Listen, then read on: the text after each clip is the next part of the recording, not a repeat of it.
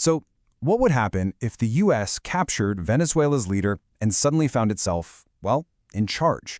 It's a huge hypothetical, right? Sounds like something straight out of a political thriller. In this explainer, we're going to break down exactly what that would really mean, on the ground, for the region, and for the entire world.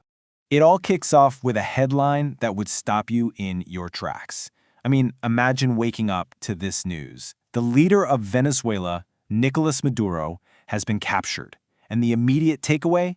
The United States is now, somehow, running the show. But here's the billion-dollar question, right?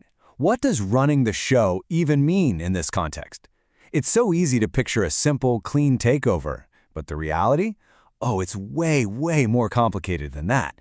So let's start peeling back the layers.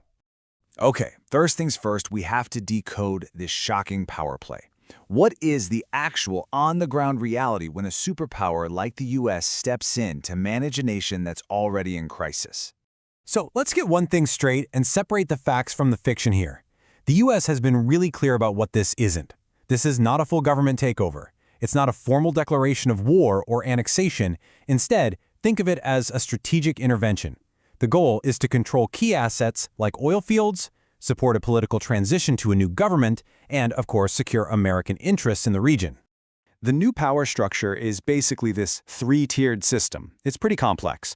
At the very top, you've got U.S. forces securing all that critical infrastructure. Then, in the middle, an interim Venezuelan government gets put in place to handle the day-to-day stuff, domestic affairs. And all around them, you've got international bodies stepping in to mediate everything. It is an incredibly delicate balancing act. So, what's the long-term plan here? I mean, that's the big question. This brings us to the next chapter, actually trying to create a roadmap for Venezuela's future. How do you even begin to rebuild a nation that's been on the brink for so long? Well, policy experts have laid out this massive four-part plan. First, a political transition. You got to end the repression, free political prisoners. Second, huge economic reforms to rebuild the oil industry and deal with the humanitarian crisis. Third, a complete security overhaul to disarm all the various armed groups. And finally, a big diplomatic push to stabilize the whole region. And let me tell you, each one of those steps is a monumental task all on its own. But here's the thing. A move this big doesn't happen in a vacuum. Not at all. It sends ripples all across the globe. So how is this going to affect America's biggest rivals, Russia and China? Because both of them have some pretty deep interests in Venezuela. You see, for Russia, Venezuela was this key symbolic ally right in America's backyard, so losing that is a real blow to their prestige. For China, though, it's all about the money. They are a massive creditor and a huge oil customer, so their reactions are going to be different. Russia will probably use political pressure, maybe some indirect military posturing. China, on the other hand, will go for economic negotiation, but the risk of either of them starting a direct military conflict, it's really, really low. So, the most crucial takeaway here is the message this sends. It's a powerful signal to both Moscow and Beijing. It says that the United States is absolutely willing and able to use its military might to reshape what it considers its strategic backyard. And that brings us to the core of this whole mystery. Why? Why would the US take such a drastic, high-risk step right now? Let's decode the main drivers behind this whole operation.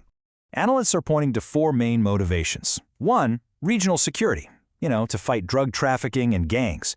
Two, countering rivals. This move reduces the influence of Russia, China, and even Iran in the region. Three, energy.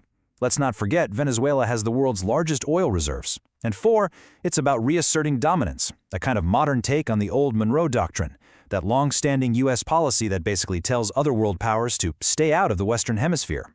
But with every big action, there are consequences, and a ton of uncertainty.